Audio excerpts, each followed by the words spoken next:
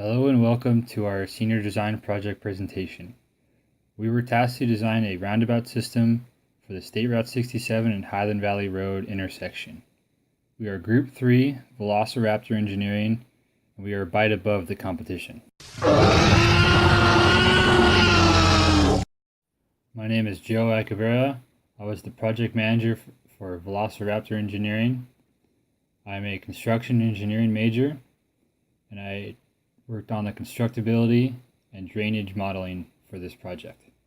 My name is Shannon Lewis, and I am the environmental engineer for this project.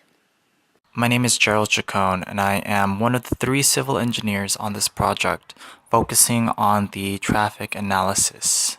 I'm Jose Mendez. I'm a civil engineer major and worked on the geotech and CAD design. My name is Ernesto Quintero, a member of the Velociraptor team.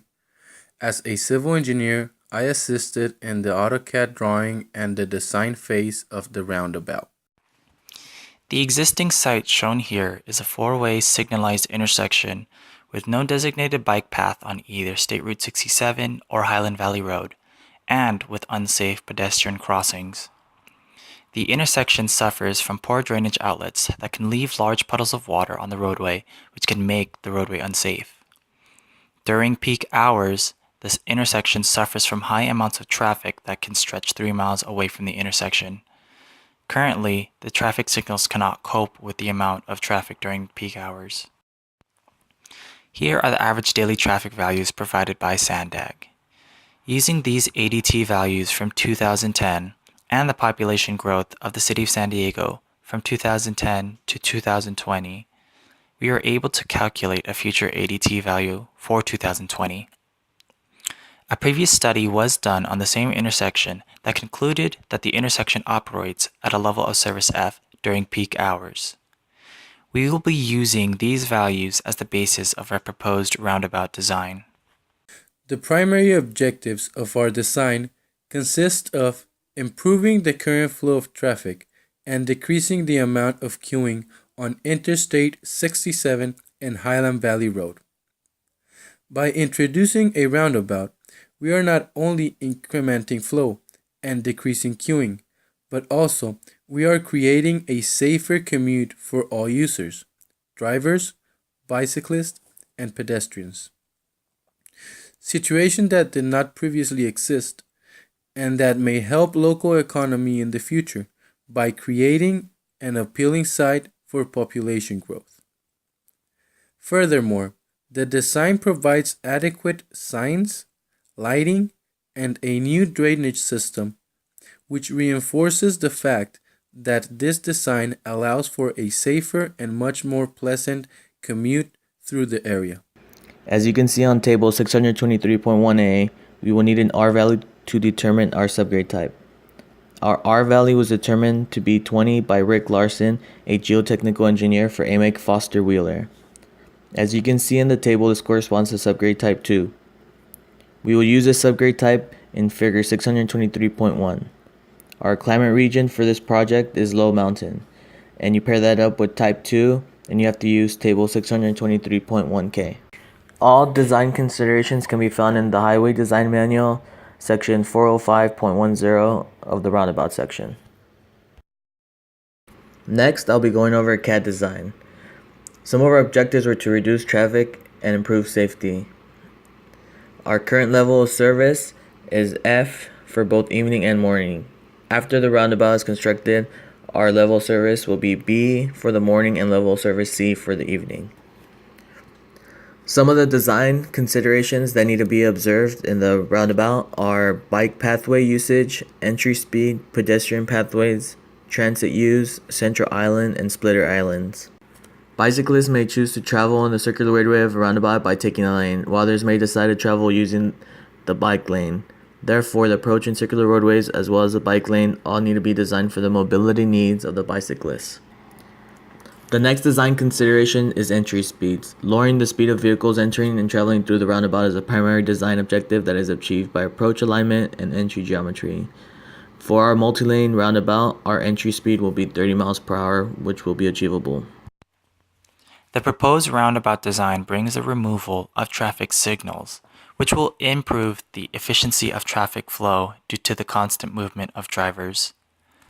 The entry speed will have to be lowered to 30 miles per hour in order to create a smooth transition from incoming 55 mile per hour traffic into the roundabout. Warning signs will be placed prior to entering the roundabout, which will urge drivers to slow down upon entering. Signing and striping for pedestrian crosswalks will warn drivers of pedestrian crossing and increase their safety. Designated bike lanes allow bicyclists to have a separate lane from traffic for their mode of transportation. Due to the placement of the roundabout, this will allow us to purchase only 2 parcels of land rather than 4 for our right-of-way acquisition. Roundabout constructability. The estimated materials costs for this project are around $900,000. This estimate includes costs of roadway materials, relocation of existing power lines, signage, drainage, and grading. Unit prices were obtained from County of San Diego Department of Public Works Land Development Unit Price List approved June 2014. This estimate does not include land procurement costs, time and labor costs, unknown soil conditions, and permitting costs. Traffic mitigation. Project phasing is used to maintain traffic flow during peak hours. State Route 67 shall remain open as long as possible while site preparations are made around surrounding areas. Local roadways will need to be completed to create detour paths when necessary. Work done during non-peak hours or at night. High noise producing work such as demolition is performed during the day because of local residents in the area. Existing drainage on site.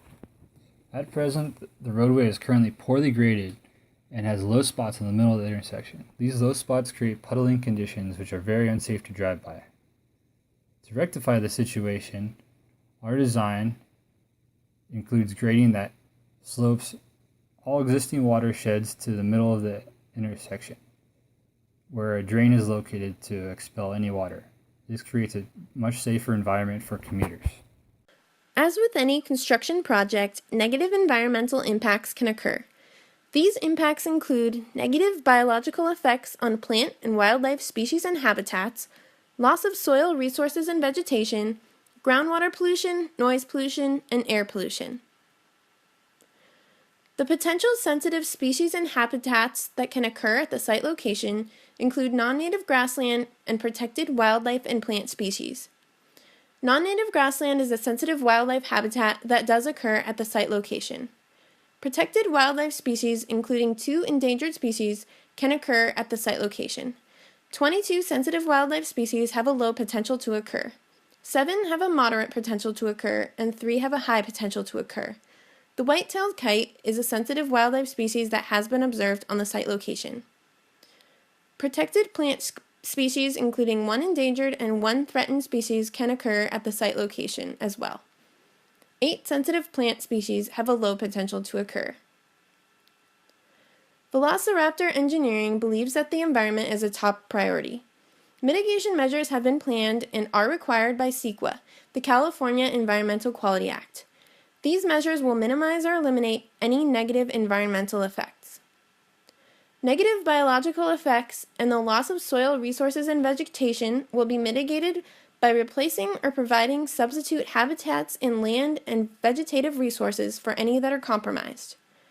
Groundwater pollution will be prevented by ensuring the proper collection and disposal of oil and lubricants during construction. Also, septic tanks or pit latrines used during construction will be located far away from groundwater aquifers. Noise pollution will be reduced by ensuring that vehicles and construction equipment are fitted with proper mufflers. Construction workers will use hearing protection when noise reaches above 85 dBA. Finally, construction will be limited to daytime and completed quickly. Air pollution will be minimized by spraying water on site during construction to mitigate the escape of dust particles. In conclusion, our roundabout will set up improved safety conditions for pedestrians, cyclists, and commuters in the area. Pedestrian crossings and walkways will be set up.